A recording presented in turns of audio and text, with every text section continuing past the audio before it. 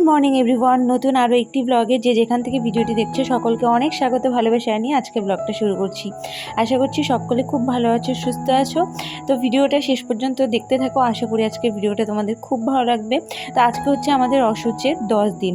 তো প্রতিবার এর আগে যেইবারই অসুচ পড়েছিল তো আমি একাই ধোয়া কাচা করেছিলাম। তো এইবার যেহেতু শরীরটা আমার অতটা ভালো নেই, যার জন্য একটা কাকিমাকে নিয়েছি। তো সেই এসে আর কি ধোয়া কাচা সব করবে। তো যার জন্য সব কিছু একদম সকাল সকাল উঠে পড়েছি, আমি অনেক তাড়াতাড়ি উঠেছি আজকে।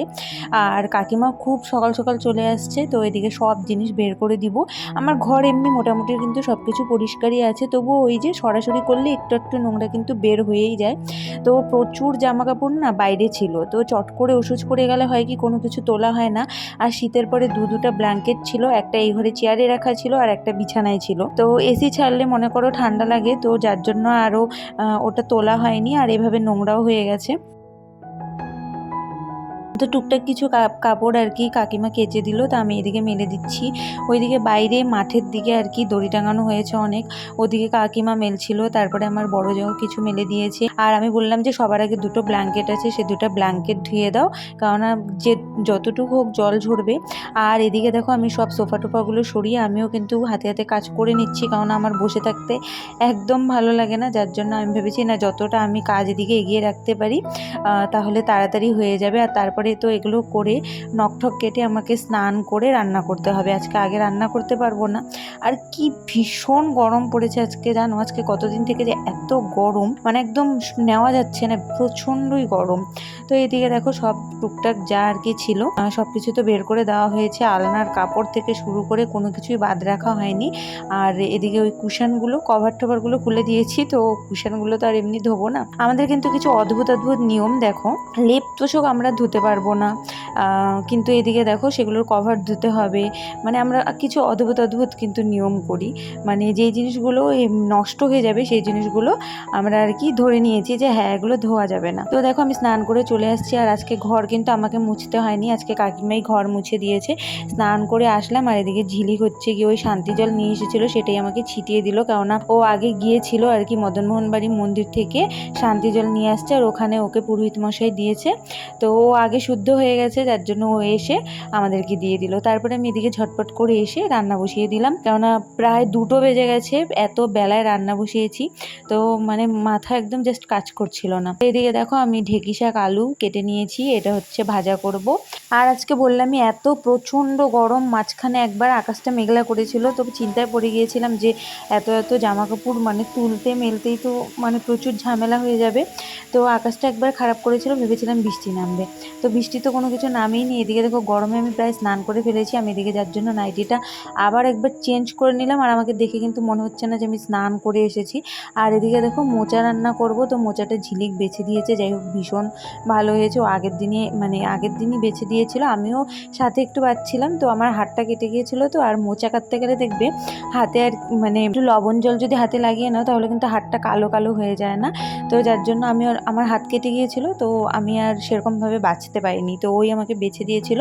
আর এই যে ঢেঁকি শাকটা এটাও কিন্তু আগের দিন রাত্রিবেলাই মানে একদম বেছে রেখে দিয়েছিলাম, কিন্তু এই মোচাটা আজকে আমি ভেবেছিলাম ভীষণ টেস্টিভাবে রান্না করব, কিন্তু অবশেষে নিজেই বিরাট বড় ভুল করলাম। মোচাটা সেদ্ধ করে পাটায় যদি বাটতাম তাহলে ভীষণ ভালো হতো, বা একটু যদি থেতো করে নিতাম ওই হামানদিস্তাটার মধ্যে তাও ভালো হতো। তো আমি ভাবলাম যে মিক্সিটা দিয়ে একবার জাস্ট ঘোরাবো তাহলে হয়তো হয়ে যাবে, কিন্তু এতটাই মানে বেশি হয়ে গেছে, একদম পুরো বাটা হয়ে গেছে।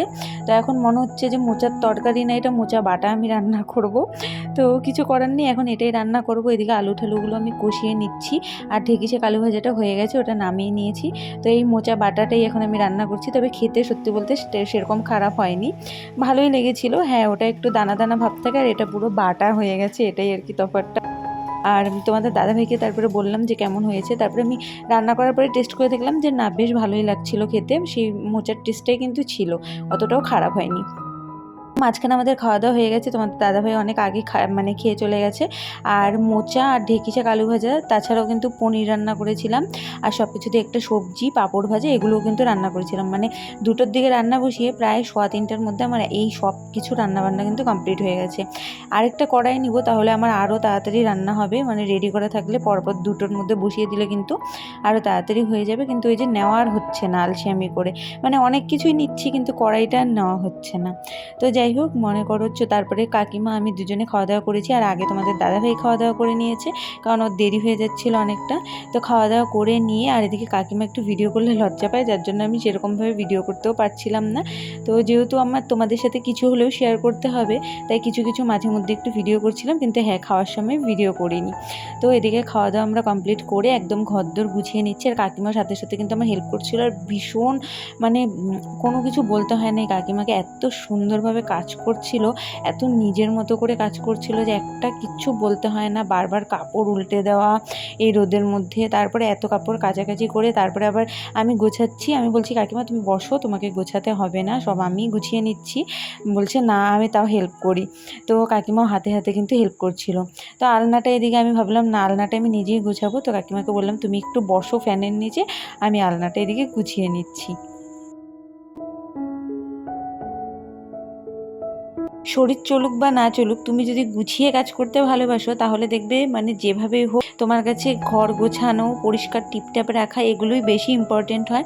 আর এত গরমের মধ্যে এত কাজ করেও কিন্তু আমি খাওয়া দাওয়া করে 1 সেকেন্ড বসিনি, চাইলে পরেও হয়তো ঘরটা গোছাতে পারতাম, কিন্তু ওই যে ঘরটা গুছিয়ে আমি যেই শান্তিটা পাবো সেই শান্তিটা হয়তো আমি শুয়ে বসে থেকে রেস্ট করে আমি পাবো না। যার জন্য ভাবলাম না, আমি সব কাজ কমপ্লিট করব, তারপরে আরামসে বসবো। আর এদিকে দেখো কাজের সাথে সাথে কিন্তু ভিডিও আমাকে করতে হয় যতটুকুই হোক, তো যার জন্য আমার একটা এক্সট্রা ঝামেলা কিন্তু একটা থেকেই যায়। তো সব ঘরগুলো এরকম এক এক করে গুছিয়ে নিচ্ছি। আর মাঝের ঘরটা গোছানোর সময় একদম ভিডিও করা হয়নি, কেননা তখন এত তাড়াহুড়োতে কাজ করছিলাম, তো আমার ক্যামেরা সেট করতে মনে ছিল না, আর আমার ফোনেও না সেরকম একটা স্পেস নেই।